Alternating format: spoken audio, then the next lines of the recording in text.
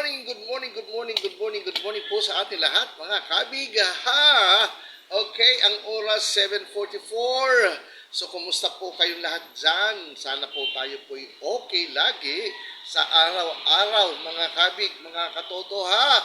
So, dito po ulit tayo sa Ikaw at Barangay kasama si Barangay Sig Imog. Ay, nagpapaalalang mag-iingat po lagi.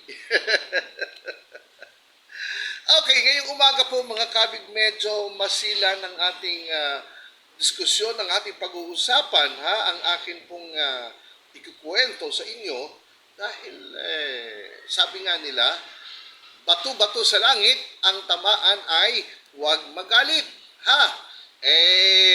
Nako, napaka-viral, napaka-sikat nito ngayon, itong memo circular, the LG circular number 2026-006. Ano po ito? Itong memo circular na ibinaba ng DILG. Aba, ito lang naman ang sasagot doon sa matagal na nating napapansin, sa ating kapaligiran. Wala ho sigurong magsasabing hindi ako dyan, hindi ako yan. Dahil lahat ay gumagawa po nito mula sa pinakamababa hanggang sa pinakamataas. Talagang ganun, para lang makilala. Siyempre, kanya-kanyang para-paraan, ika nga. Mga kabig, itong aking sinasabi, patungkol po ito doon sa EPAL law. Ha? Doon sa EPAL law. Ano po itong EPAL na to? Pa-EPAL ka.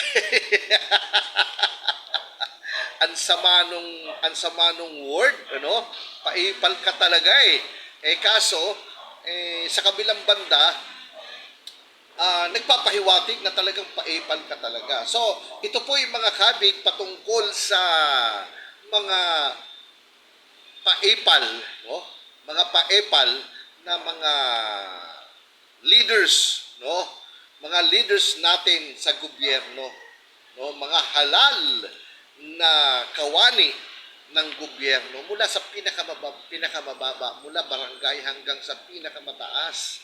Mga kabig, lahat po ito. Although, meron naman tayo nakikita na mangilan-ngilan ay hindi po nagpa-practice dito.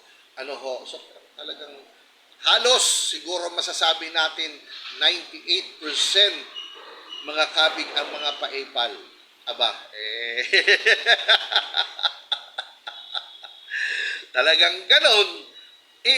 Ang masaklap mga kabig, ang masaklap, 2000, kailan ba ito? Ang sinasabi, 2010, papala itong batas na ito. Bakit hindi pinapansin? Bakit hindi binibigyan ng kahulugan ng, di ba? 2010 pa pala ito. At nagbaba ng memo circular ang DILG 2013. 2010 yung batas, nagbaba ang memorandum ang DILG 2013. So 3 years after may baba yung batas, nagbaba ng memo circular, pero wala pa rin ding sumunod, wala pa rin ding, di ba? Dahil, ano kayang dahilan? Mahina ba ang ngipin? Kinakaya-kaya ang DILG? Kaya't hindi nasunod? Pero bakit ngayon? Bakit ngayon lang? Na kung 2010 pa itong batas na ito, ilang years na? Almost 15 or 16 years na mga kabig. At ngayon lang ipinaparamdam ang pangil nitong EPAL law na ito. Abay, mahiyan. Dapat naman talagang mahiya, mga pa-EPAL. Oo. Dapat naman talaga palang mahiya kayo, mga pa-EPAL. Dapat lang palang pa-EPAL ang tawag sa inyo sa batas na ito. Kasi 2010 pa, hindi sinusunod at ngayon lang pupuntahan Dahil ba sa, nagsulputan ng mga projects, mga illegal projects na pinupuntuhan ng gobyerno, sabay sinasabayan ng mga mukha ng mga makakapal nating paepal ng mga elected officials, mga kabig. Talaga naman. Sabi ko, bato-bato sa langit, ang tamaan huwag magalit. Kaya ngayon, nagkukumahog na mga kabig, itong mga barangay, itong mga officials na ito, mga elected officials, mula sa pinakamababa hanggang pinakamataas, nagkukumahog na, palitan lahat, tanggalin lahat. Kasi talagang tinututukan, ibig sabihin, hindi lang noon nabigyan ng pansin ng DILG, na matagal na pala itong batas, no? At ngayon lang talagang, politika pa rin, sa totoo lang, politika pa rin din ang nasa likod niyan. Politika pa rin din mga kabig ang nasa likod niyan, kaya't masidihing ipinatutupad ngayon itong EPAL law na ito. Ultimo pen, ultimo ball pen, ultimo. At ito po'y sa buong Pilipinas, hindi lamang punto sa NCR, sa buong Pilipinas ipinatutupad dahil talaga naman, umuwi ka ng probinsya mula rito, Maynila, hanggang probinsya nyo, makikita nyo maglalaki ang pangalan ng mga congressman, ng mga kung sino-sino, mga party list. Ito ang proyekto ko, ito ang, di ba? Ando doon yung mga mukha at makikita mo magkakapatid, magkakamag-anak. No? So mga paipal ho talaga. At kudos doon sa mga elected officials na hindi ho sumusunod, hindi po nakikigaya. Aba, si Mayor Vico Soto ng Pasig, number 1 dyan, na niminsan hindi gumamit ng kanyang pangalan mula nang siya'y maging mayor, niminsan ay hindi nag-post ng karatula na nandoon ang kanyang pangalan, ang kanyang picture. Ano ho mga kabig, pero karamihan,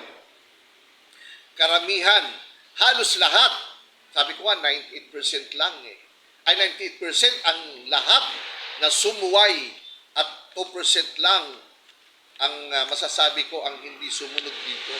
Isa na nga po dyan si Vico Soto. At meron pa namang siguro iba, hindi lang familiar, hindi lang kilala, pero mayroong sumusunod.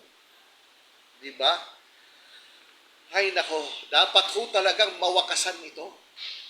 Kasi sinasamantala ng mga elected officials na yan. Di ba?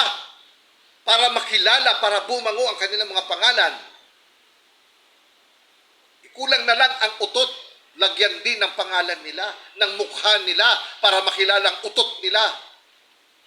Ang naaamoy natin.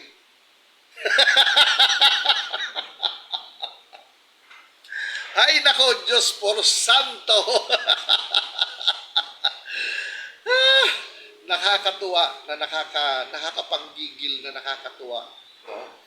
Dahil, siyempre, ay ako,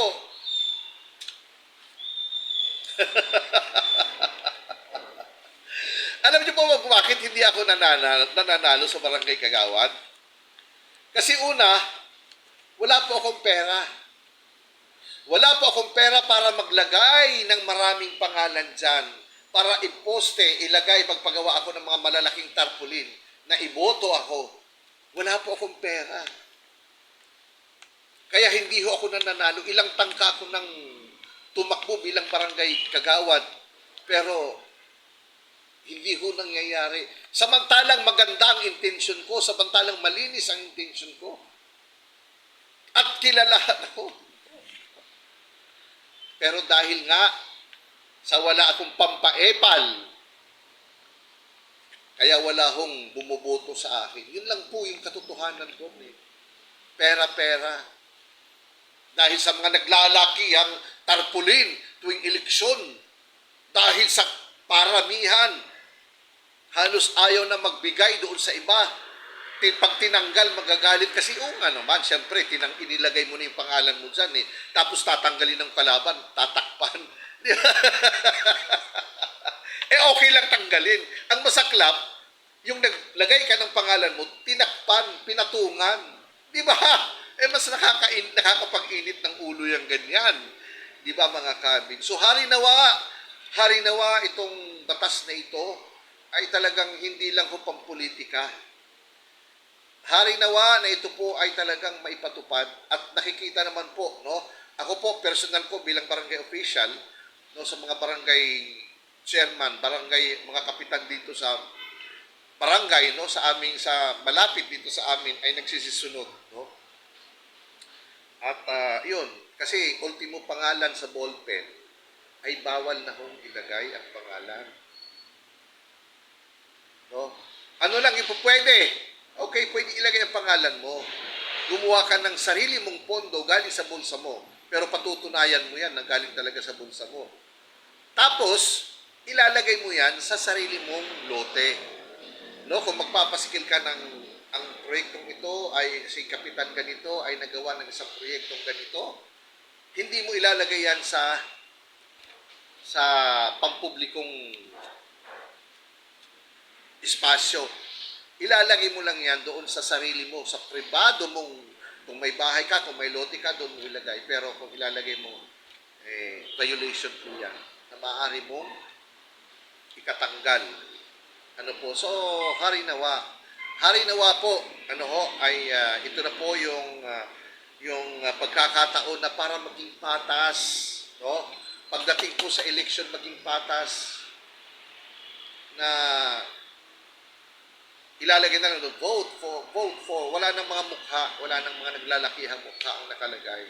Pati kulay, mga kabig, pati kulay, kung halimbawa attach ka sa kulay na ganyan, bawal gamitin. Kung ang kulay mo asol, kilala ka sa kulay asol, pagka to, bawal mo nang gamitin yan. So, siguro sana ay magkaroon ng magandang epekto pagdating sa politika, pagdating sa nang sa ganon ang tao, ang mamamayan ay magkaroon ng pantay-pantay na pagkakataon na makilala, hindi dahil sa maraming pera, kaya sila lamang po yung namamayagpag, yung may mga pera dyan. Dahil kaya nila magpagawa ng sandamakmak na tarpaulin, kaya nila magpagawa ng mga flyers, di ba? Paano kung yung malinis ang intensyon ng hangarin pero walang pong pera, lagi hong behind, lagi hong nasa dulo, lagi hong nasa uli. Hay nako. Sige po. Sana po ay mawala na po itong mga paepal na ito. Sana ho, ito na yung umpisa para sa pantay-pantay na pagkakataon upang tuwing eleksyon ay makikilala ang nagnanais na maging opisyal ng parihas na laban, hindi sa pamamagitan ng padamihan ng pera.